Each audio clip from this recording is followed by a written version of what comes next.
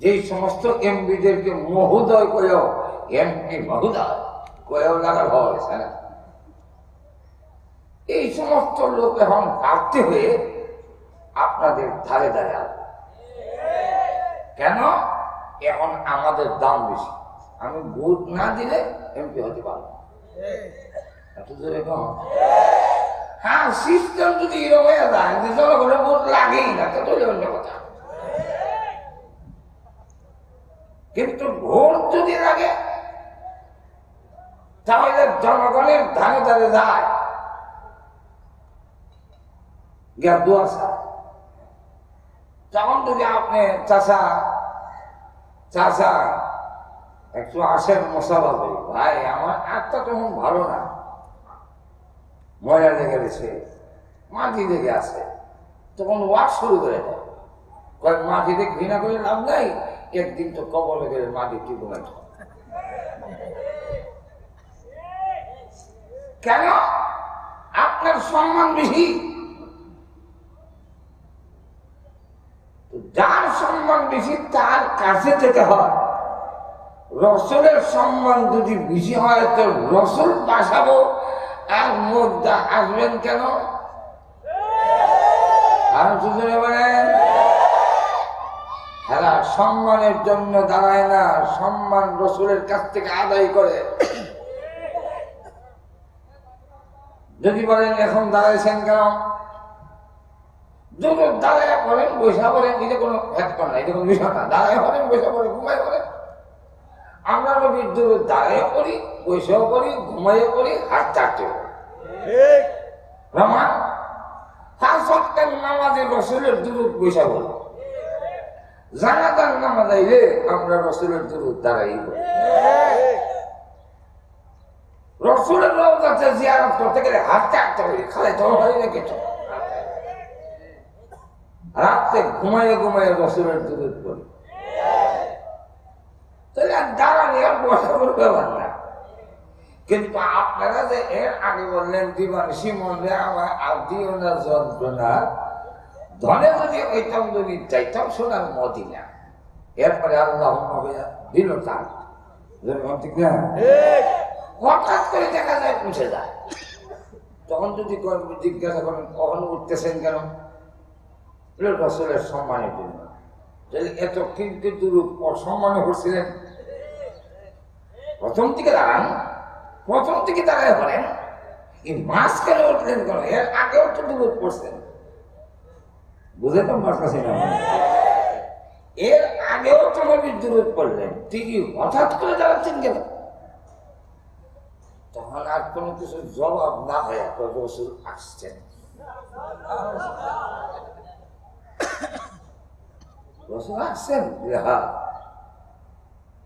তাহলে ঠিক আপনি যে সময় দাঁড়াইছেন এই সময় কি আসছেন না একটু আগে আইছেন, না আপনি দাঁড়ানোর পরে আইছেন?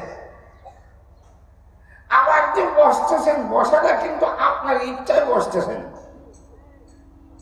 এখন রসুল যদি এসে থাকে তা আপনি আবার রসুল না যাওয়া পর্যন্ত বসতে পারেন না।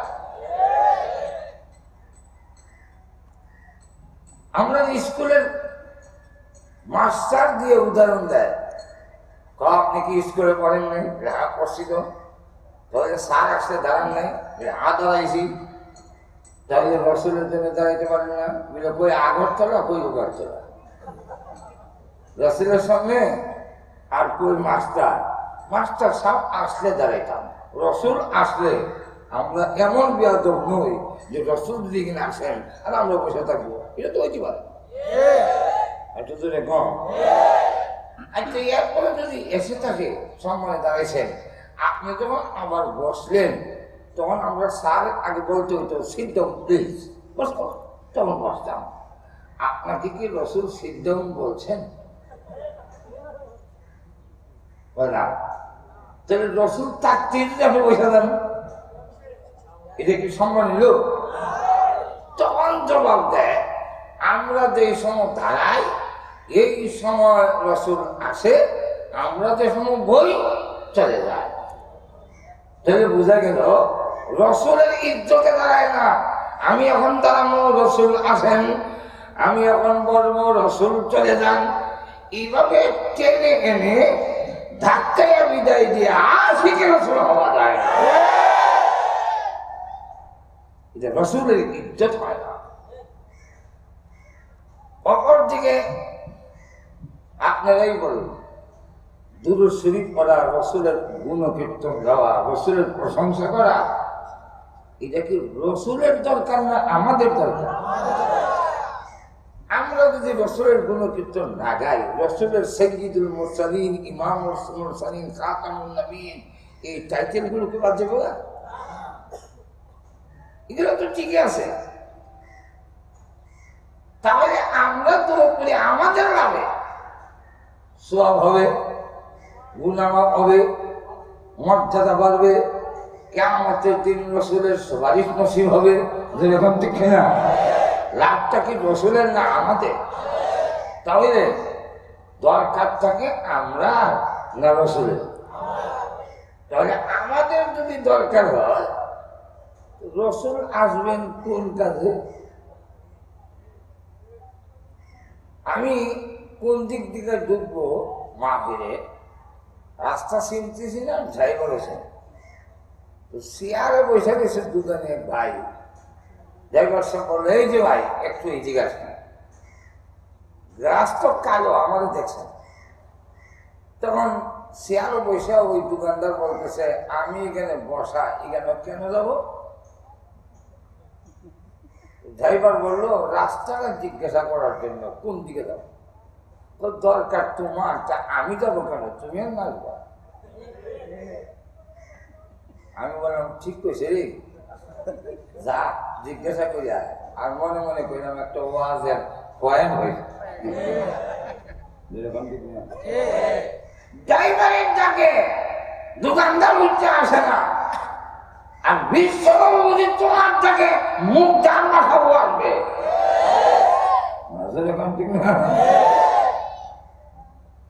দরকার আমাদের, এটা ওরাও জানে আসে না।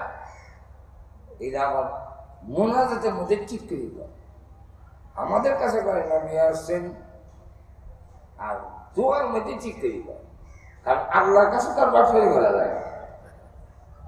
দোয়ার মধ্যে দেখুন পরে, রব্বুল আলামিন আমরা দুরূদ ও সালাম সোনার মদিনা পৌঁছায়া দাও।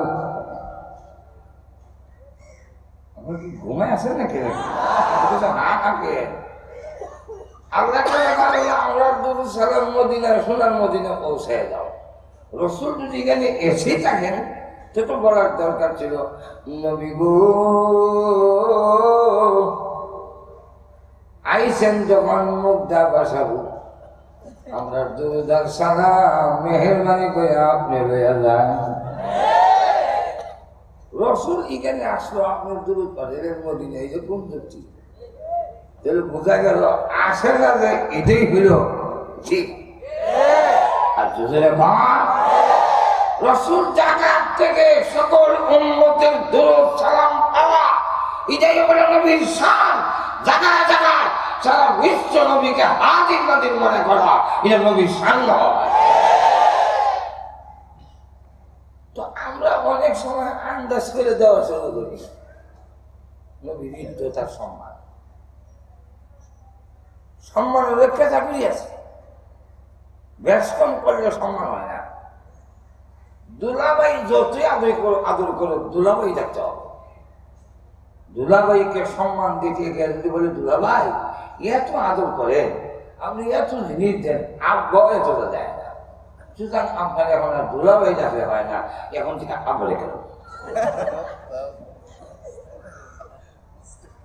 দুলাভাই আব্বা ডাকলে দেবেন, যে দুলাভাই সম্মান হয় না। বিশ্ব নবীকে শান দিতে দিতে আল্লাহ সম্মান করলে এটা নবীর শান হয় না। আল্লাহ রাব্বুল আলামিন সূরা কাউসারের মধ্যে বিশ্ব নবীর শান মর্যাদা তুলে ধরেছেন। আমরা যা বলি বেশিরভাগ গজলের মাধ্যমে বলতে চাই, আর গজলের মাধ্যমে নবী সার হয়। গজল দিয়ে কি করব? কিতাব পড়ছে না, খালি গজলের বই বসে। আর দেখবেন এমন গজল, শুনবরি রে তরুণতা কেন কষ্ট মনের কথা, তরুণতা মনের কথা কিন্তু। আর জঙ্গলে তাই কাবুজি দেখছো নবী রে বলে দেখো, ওইটা বলে শুতে হবে। বলে দেখো সংশোধনী নবী কইয়া আছে, এই সংশোধনী দেখে নবী কই আছে, এই কথা কইব এই প্রাণ শোধনী দেখে। এখনো গাছের তরুণতারে কয় নবী কই আছে, কইতে হে কইতে পারে এখন ঠিক না। আজকেও রাস্তায় আসতে গিয়া কয়েকটা মিছিল দেখা, ওই এক কবি এক বক্তা ছিলেন কিশোরগঞ্জে, আব্দুর রহমান জামি রহমতুল্লাহ, ওনার কথা মনে হয়ে গেছে আজকেও মিছিল দেখে। উনি বলতেন রবিউল আউয়ালের উপরে গজল বানাইছে। বলবো রবিউল আউয়াল আসলে নবী আপনার গুণগান গায়,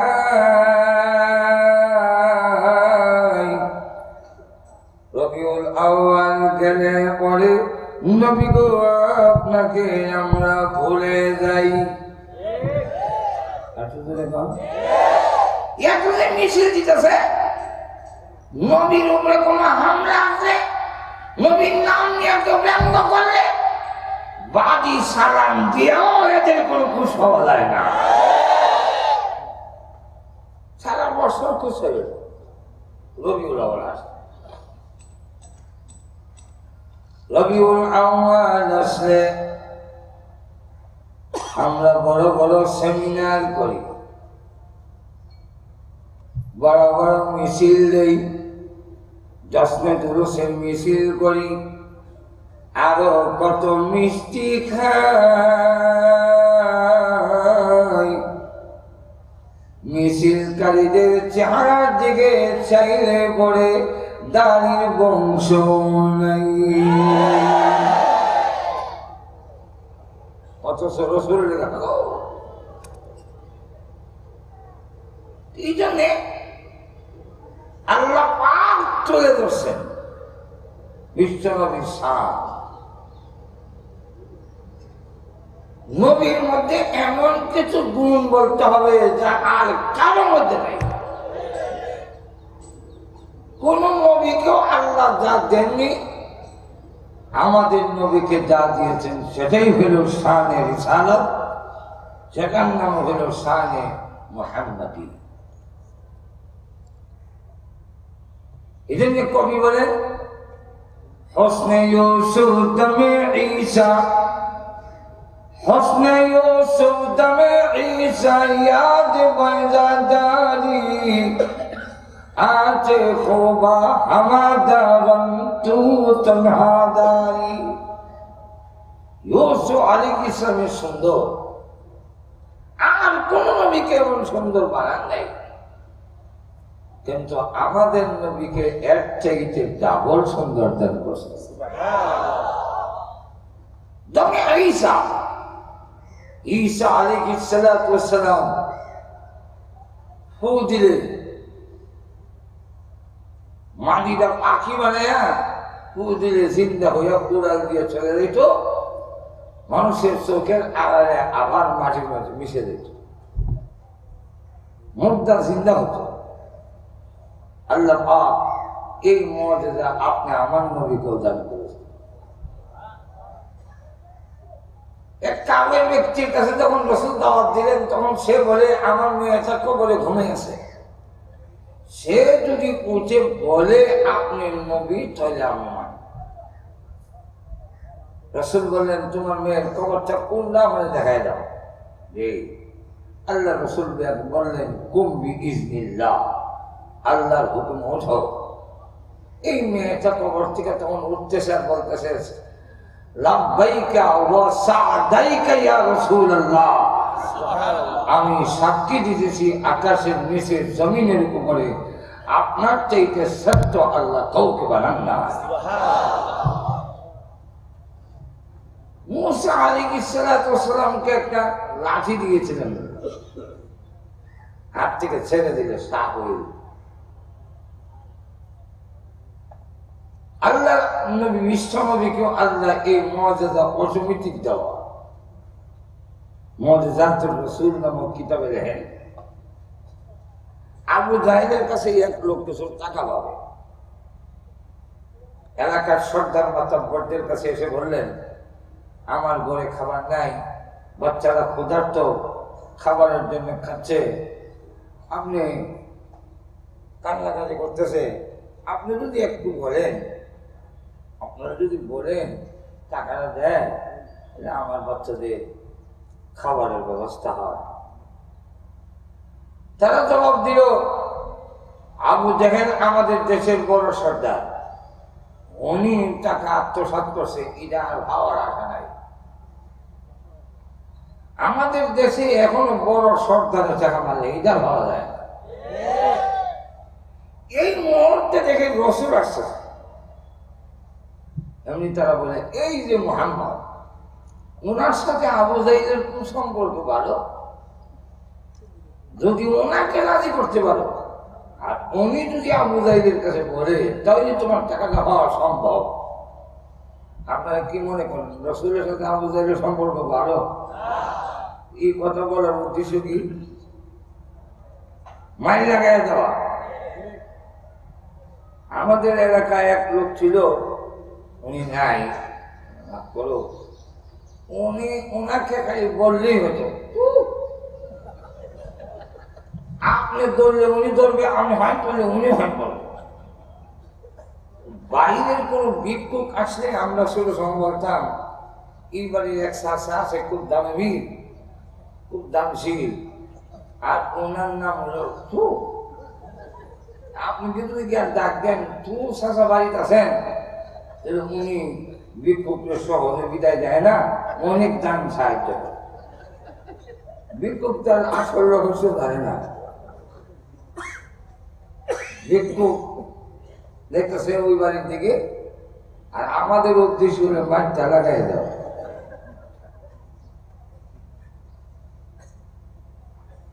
এই লোকটা জানে না রাসূলের কাছে গিয়ে, আপনাকে দেখতে অত্যন্ত ভদ্র শরীর দেখা যায়, আপনি কি পারেন আমার একটু উপকার করতে?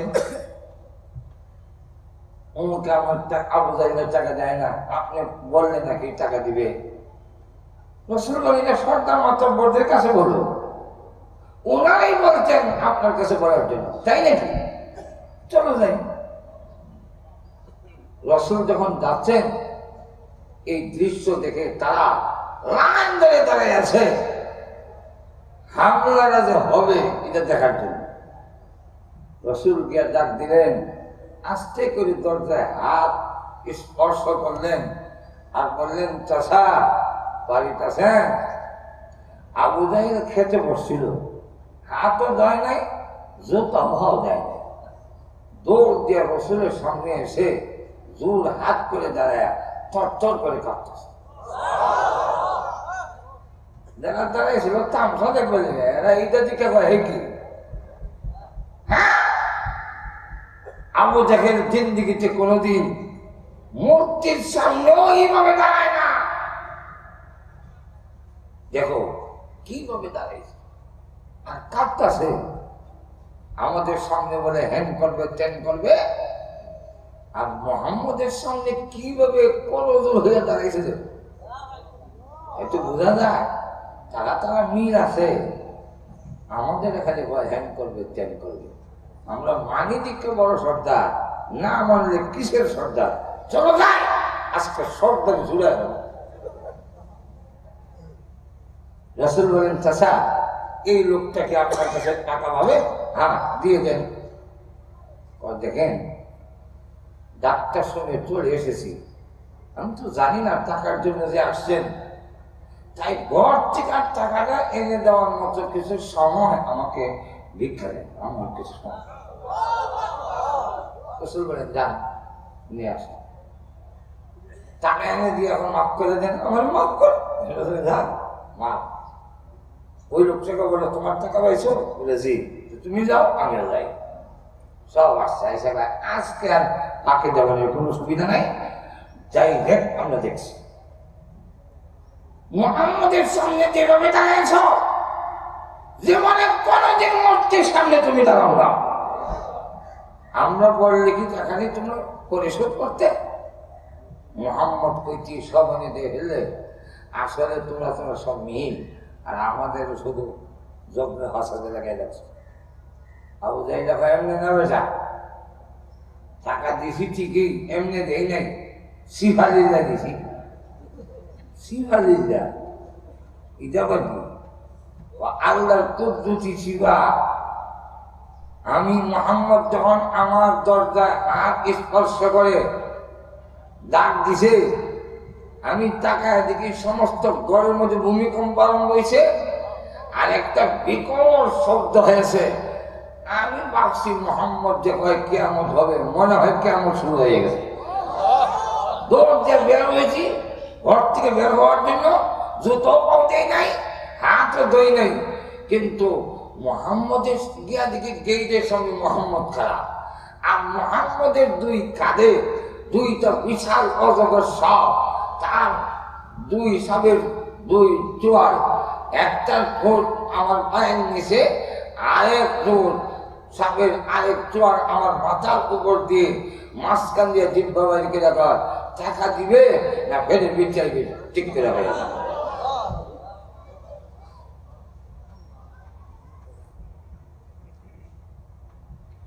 এখন যদি টাকা না দেয় সাপের পেটে যেতে হয়। তোমরা কি চাও আমি সাপের পেটে চলে যাই? না, এই জন্য কবি বলেন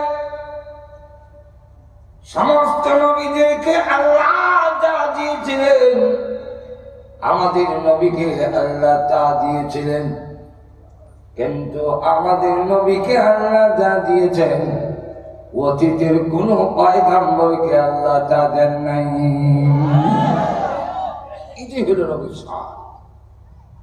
এগুলা কি? এগুলা সূরা কাউসারের মধ্যে আল্লাহ তুলে ধরছে। তাই কাউসারে এখন যেতে হয়, এখন ঠিক কিনা?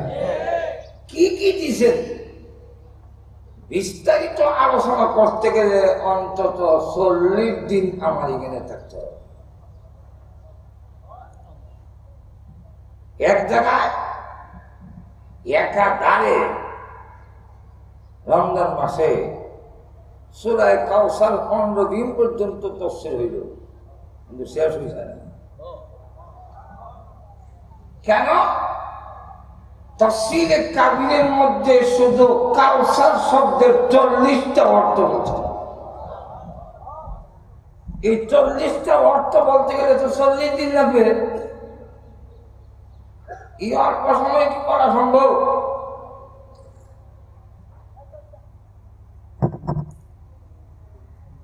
এই সূরাটার শানে নজুল দুইটা, একটা না। তাফসীরে মাযহারিতে আল্লামা সানাউল্লাহ আলমী রাহমাতুল্লাহ এনেছেন, একটা শানে নজুল হলো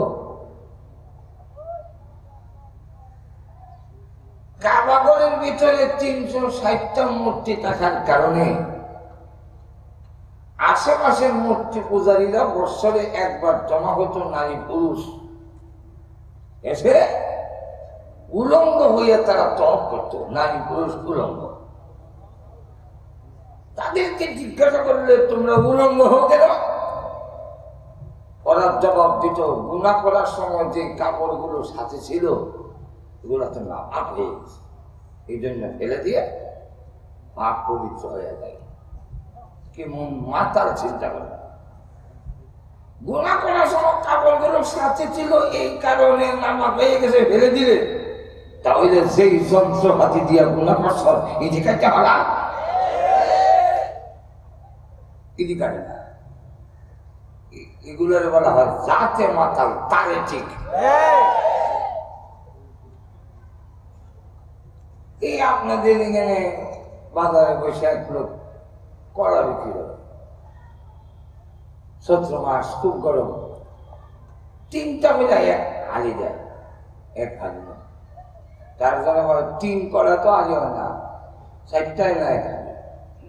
ও ভাই, চৈত্র মাসের গরমে মাথার ঠিক এই জন্য 4টা জায়গায় 3টা দিই, একটা হাসা দেওয়ার পার না, এত গরম হয়েছে না।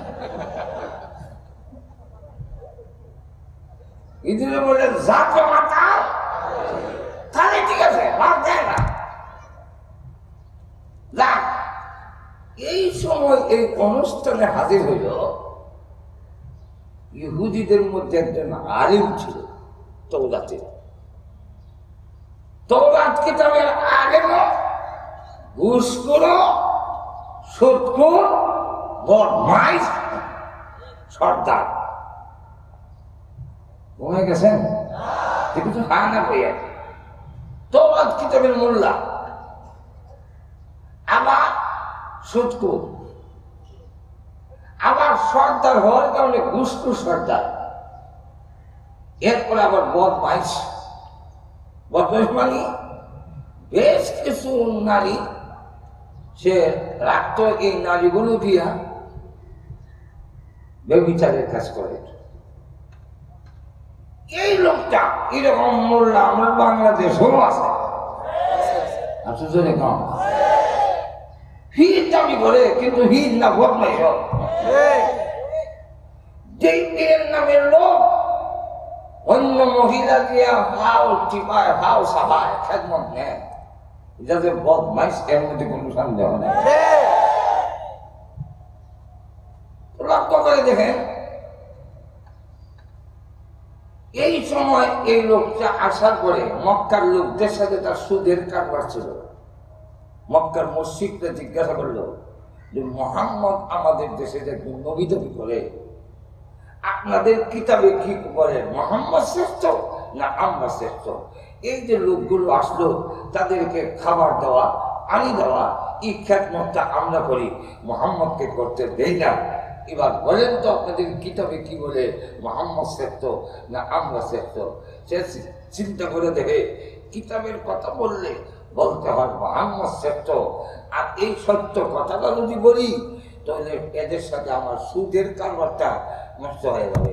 তাই সে বলল, তোমরা যেহেতু এই লোকগুলো ল্যাংটা নারী পুরুষের খেদমত করো, তোমরাই শ্রেষ্ঠ। আল্লাহ তার জবাব দেওয়ার জন্য সূরা কাউসার নাযিল করেন। আমাদের সমাজেও অনেক জায়গায় উরুস হয়, উরুস মুবারক। আমি এক উরুস মুবারকের ভিতরে ঢুকছি রাত 12টার পরে, কাপড় দিয়ে মুখ দেখে, যাতে আমার না ছিল, কারণ এখানে অনেক লোক আছে আমার ছিল। দেখি নারী পুরুষ, যুবক যুবতী, বেলা বেটি, লাল দক্ষি, গান্ধার দুয়ার, কিয়ামতের অন্ধকার। এরপরে এমন নাই শুরু হইল, একটি গাছের 3টি ডাল, কোন ডালে শুরু হইল। আমি আঙ্গুলে কন্য 16টা গুনার কাজ হচ্ছে দেখলাম, 16টা। উপরের ব্যানারে লেখা পবিত্র পুরুষ মুবারক, আর ভিতরে যা দেখি 16টা গুনার কাজ হচ্ছে। যেখানে 16টা গুনার কাজ করে, সেটা তো পবিত্র মুবারক হতে পারে না। আমি জিজ্ঞাসা করলাম, সাহস থাকলে বলো, গান্দা খাওয়া যায়? এখন ঠিক কিনা? যুবক যুবতী এইভাবে ব্যাপারটা হয়ে এক জায়গায় জমা হওয়া, একত্রিত হওয়া, যে কি পবিত্র কাজ। তখন কয় কিছু ভালো কাজও আছে। কি ভালো কাজ? কয় একবার সুরা ফাতিহা 3 বার কুল আল্লাহ হইয়া, দুরূদ শরীফ পড়া ইফতার দিছে।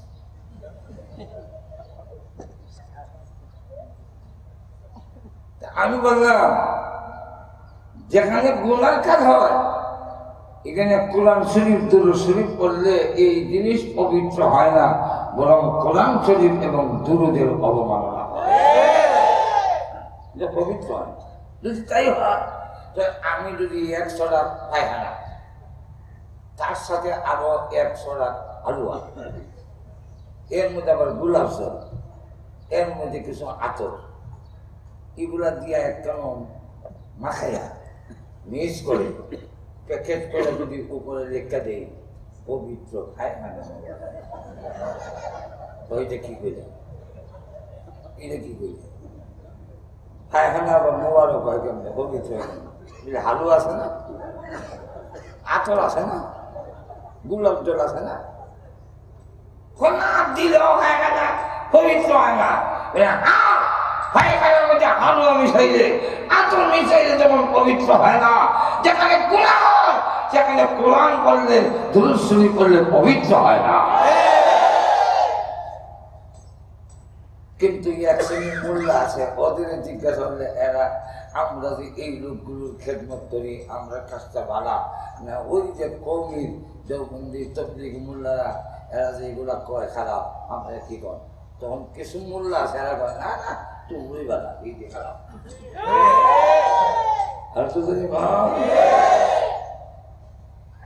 আল্লাহ রাব্বুল আলামিন বললেন কি ইহুদি তাওরাত কিতাবের পাতায় পাতায় নবীর নাম উল্লেখ করে আছে, নবীজির কথা তাওরাতে জায়গায় জায়গায় নবীর আকৃতি সহ দেওয়া, নবীর সুরত কি হবে সবগুলো দেওয়া, যে দেওয়ার কারণে আল্লাহ বলেন আল্লাযীনা আতাইনাহুমুল কিতাব, এই যে একটা এখানে দিছে, একটা এখানে আমরা কি তো শুরু বাচ্চা দিলে আপনার বুঝ দিবার লেগে উদর দিলাম, শুরু বাচ্চা হওয়ার সময় বুঝ দিবার লেগে বুঝাই আওয়াজ হইল, হ্যাঁ বুঝে বলল, কানের কাছে দিলে এই দুইটা সাউন্ড দিত, এই দুইটা আমার মগজ বাড়ি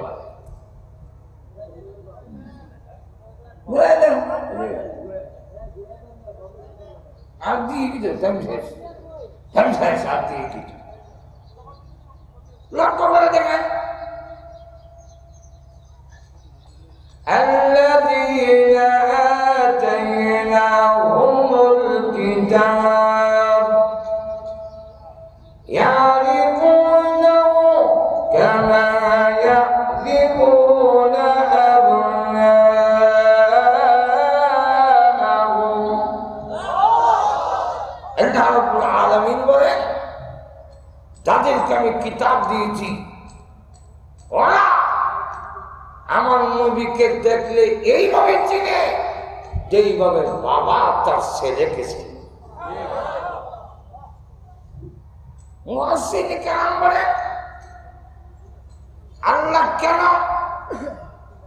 আল্লাহ কেন বললেন না ছেলে যেইভাবে বাবাকে চিনে, এই কথা না বলে বলেন বাবা তার ছেলেকে যেইভাবে চিনে, বাবাও তার ছেলেকে চিনে, ছেলেও তার বাবাকে চিনে। চিনে না?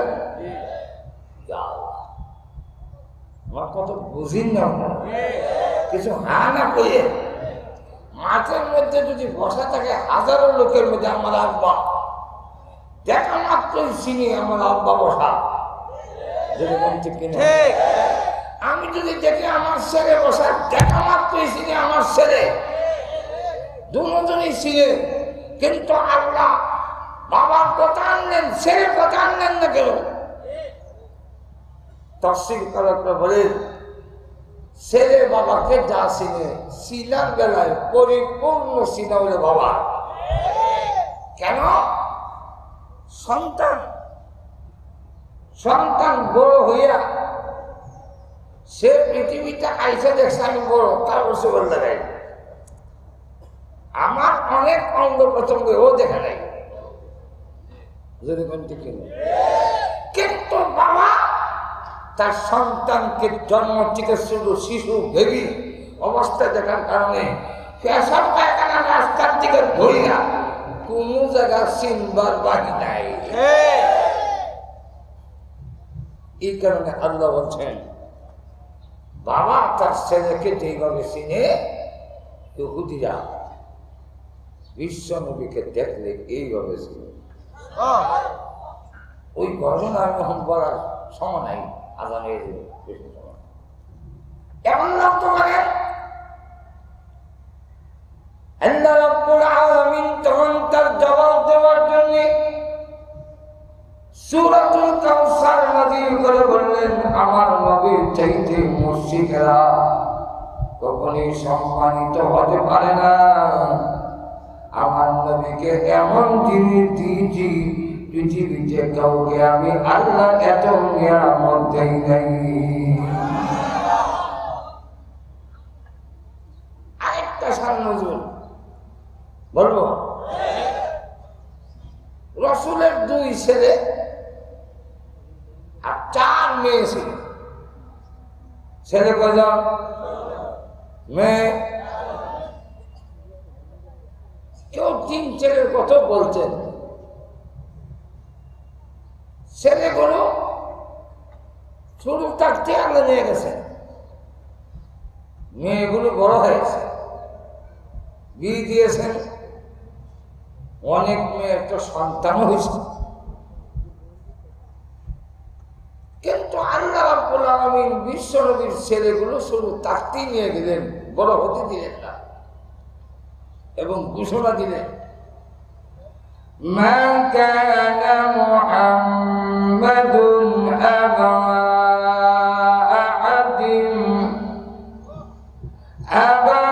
আহাদিম মির রিজালিকুম ওয়ালাকিন রাসূলুল্লাহ ওয়া খাতামান নাবিয়্যিন।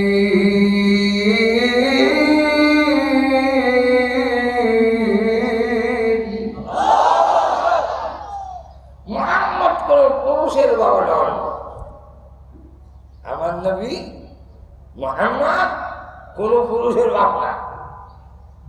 কারণ ছোট অবস্থায় মারা গেছে, তো পুরুষ হইল হয় নাই। যাক, নবী হওয়ার আগেই, আমাদের নবী বিশ্ব নবী হওয়ার আগেই ছেলেগুলো নিয়ে গেলেন। রাসূল যখন 40 বছর বয়সে দাওয়াতের কাজ শুরু করলেন, রাসূলের চরম এবং পরম দুশমন যাদের বেলায় আল্লাহ বলছেন খাতামাল্লাহু আলা কুলুবিহিম, এর মধ্যে একটার নাম আস ইবনে ওয়াইল। এই আস ইবনে ওয়াইল সে যখন হাটে গাছে বাজারে রাসূলের আলোচনা আসে, তখন সে কয় তাহু ওয়া হুয়া আবতার, তার প্রসঙ্গ ছেড়ে দাও। মুহাম্মদ নির্বংশা মাকতুউন নাসল, যার নসল থাকবে না, যার কোনো ছেলে মেয়ে নাই, নাতি হবে না, হতে হবে না, লোকটার আলোচনা পৃথিবীতে থাকবে না, এমনি শেষ হয়ে যাবে। এই লোকটার আলোচনা করে লাভ কি? আল্লাহ তখন সূরা কাউসার নাযিল করলে জবাব দিলেন রাসূলের নাম কিয়ামত পর্যন্ত পৃথিবীতে মুছে যাবে না। এখন একটা প্রশ্নের জবাব দিতে হবে। প্রশ্ন রইল, রাসূলের ছেলেগুলো আসত না কেন, নিয়ে যেতেন কেন? এর অনেকগুলো কারণ। এর মধ্যে একটা কারণ হইল আমাদের নবীর পরে আর নবী আছে, আপনি বলেন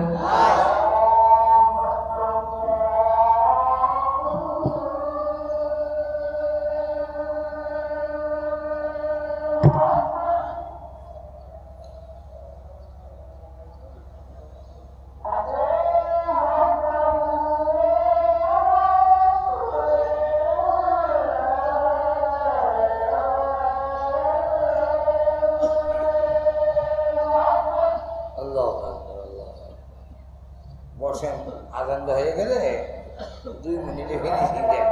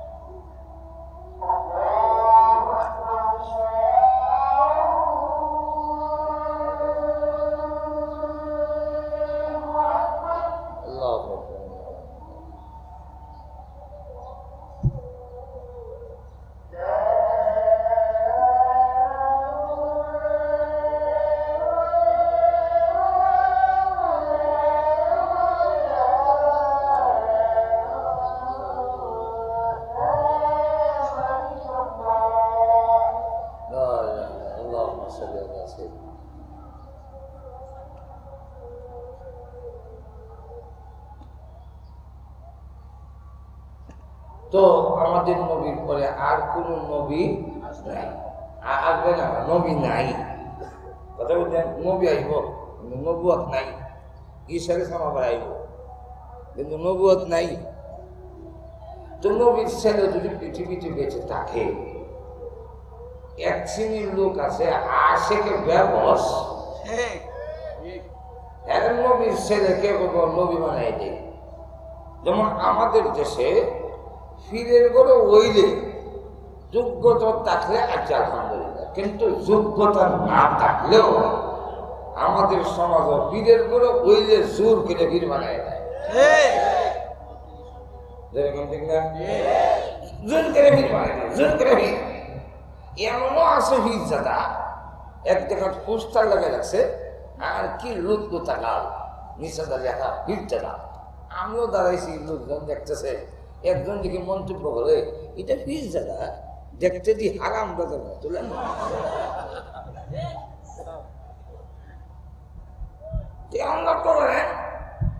নবীর ছেলের যোগ্যতা থাকলেও নবী হতে পারবে না, কিন্তু ওরা আইন কানুন মানবে না, জোর করে নবীর ছেলে নবী বানাইব। ইহুদিরা দিব সমর্থন, মুনাফিকরা দিব সমর্থন, খ্রিস্টানরা দিব সমর্থন, সাহাবায়ে কেরাম মানবে না। কারণ খতম নবুয়তের আকীদার জন্য সাহাবায়ে কেরাম সবচেয়ে বেশি প্রাণ দিয়েছেন। 12,000 সাহাবী জান দিয়েছেন রাসূলের খতম নবুয়ত টিকে রাখার জন্য। তখন সংঘর্ষটা আইব রাসূলের ফ্যামিলির মধ্যে। তাই আল্লাহ বলেন এই জোয়ার কাজ নাই, দরকার নাই, আমার ছেলের নবীর ছেলের আইনা নাই, আর যাতে ঝগড়া করতে না পারে। কিন্তু নবী তো ব্যতীত হবেন, ঠিক না? তাই আল্লাহ সান্ত্বনা দিয়া কয় ব্যতীত হবেন না। ইন্না আ'তাইনাকাল কাউসার, হে নবী আমি আপনাকে কাউসার দিলাম। কাউসারের 40টা করতে একটা হইল, হে নবী আমি আপনাকে হাউজে কাউসার দিলাম। ইদা ইব্রাহিম নবীকে দেই নাই, ইদা আদম নবীকে দেই নাই, ইদা মূসা নবীকে দেই নাই। এই কুয়াটা আমি আপনাকে দিলাম, ছেলে এনে নিলাম।